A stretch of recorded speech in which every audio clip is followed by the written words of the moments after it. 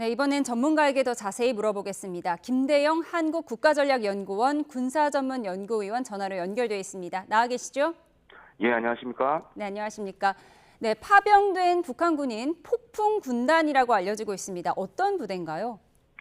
북한 같은 경우에는 특수부대들을 하나의 군종으로 이렇게 선정을 해놓고 있습니다. 예를 들어서 우리 군 같은 경우에는 육해공군 해병대가 있지만 북한 같은 경우에는 특수작전군이라고 해서 아예 별도의 군종을 가지고 있고요.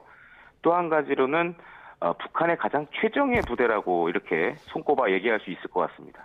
네, 6명이 전사했다라는 설이 있는데요. 이미 전장에 투입된 건가요?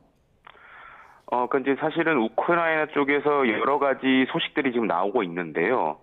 일부는 사실 검증되지 않은 것들도 좀 있는 걸로 보여집니다. 네. 그런데 사실 우리 정부가 오늘 이렇게 회의를 소집하고 한 걸 봤을 때는 충분히 사망했을 가능성도 있고, 또한 어떤 매체에 따르면은 사망한 이런 시신들을 현장에서 매장을 했다라는 얘기들도 나오고 있는데요. 네. 우크라이나가 아무래도 러시아 쪽에 여러 정보원들을 갖고 있기 때문에 이러한 소식들이 좀 정확하게 좀 알려지고 있는 게 아닌가 이렇게 보여집니다. 네, 영상을 보면 그 군인들의 얼굴이 매우 앳돼 보입니다. 몇 살쯤 된 것으로 추정되나요? 아마 20대 초반 혹은 30대 초로 이렇게 볼 수 있겠는데, 이 지금 간 병력들 같은 경우에는 전투력이나 체력에서 좀 우수한 인원들을 선발한 걸로 이렇게 보여집니다.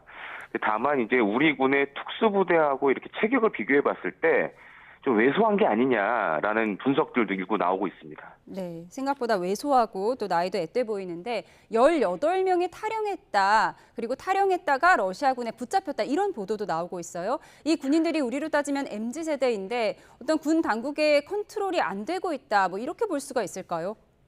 예, 물론 그런 부분도 있고 지금 러시아군의 가장 큰 문제라고 할 수 있는데, 전선에 이런 식량이라든지 중요한 보급품들이 전달이 안 되는 상황이 많이 발생하고 있는 것 같습니다.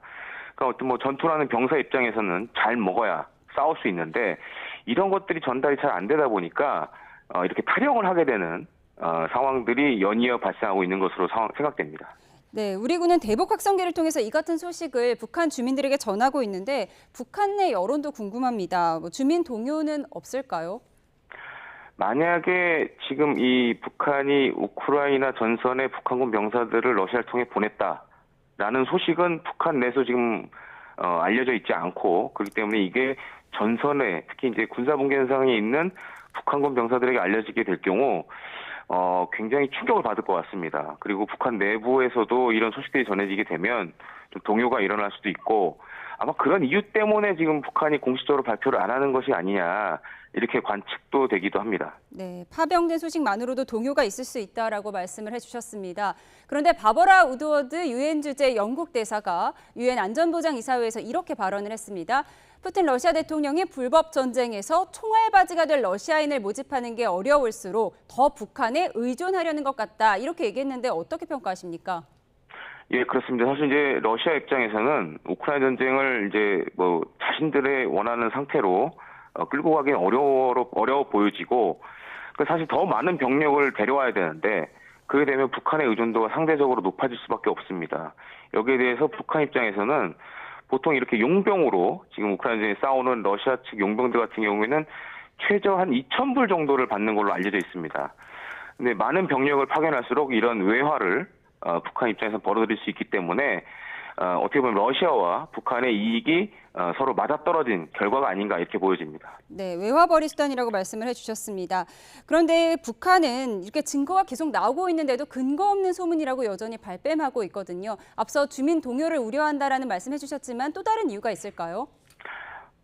지금 이거는 가정이지만 만약에 우크라이나 전선에서 북한군들이 교전을 하다가 사망을 한다거나 이런 사진이나 영상들이 11월 중에는 아마 올라오지 않을까 이렇게 예상이 되는데, 이런 것들이 만약에 북한 내까지 알려지게 된다라면은 체제를 흔들 수 있는 아주 심각한 동요 사항이 될 수 있어서 그런 부분에 있어서 우리 정부가 어떻게 할 거냐, 특히 이제 우크라이나에 나가 있는 향후 전선에 투입될 북한군 병사들에 대한 심리전이 향후 이 우크라이나 전선에서 중요한 요소가 되지 않을까 이렇게 보입니다. 네, 앞으로 심리전이 중요할 거라고 분석을 해주셨습니다.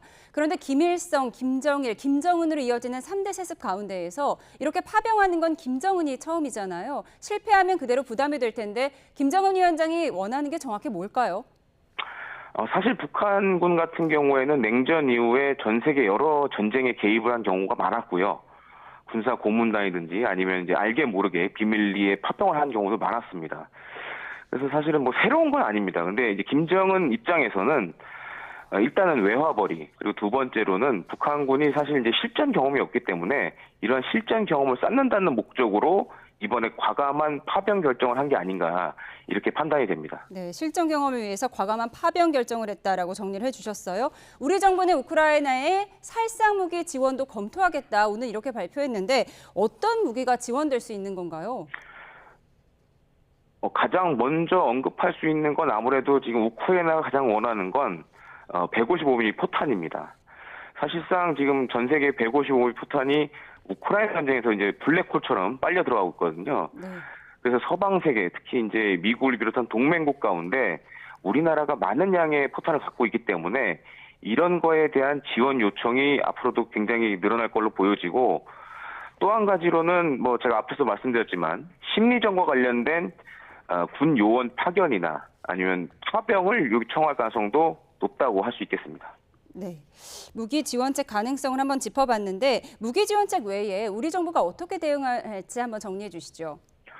예, 지금 상황이 어떻게 보면 이제 급박하게 돌아가 있고, 또 한 가지로는 우리가 원치 않든 원하든 지금 우크라이나 전에 개입을 해야 되는 상황이기 때문에 정부 차원에서도 좀 세밀하게 현 상황을 판단해야 될 것 같고, 특히 뭐 11월 달에 어쩌면 이 북한군들이 전선에 나타나게 된다라면은 그때는 좀 우리 정부의 생각이나 판단이 많이 바뀌지 않을까 이렇게 생각이 됩니다. 네, 우리 정부의 대처 방안까지 짚어봤습니다. 지금까지 김대영 한국국가전략연구원 연구위원과 함께했습니다. 고맙습니다.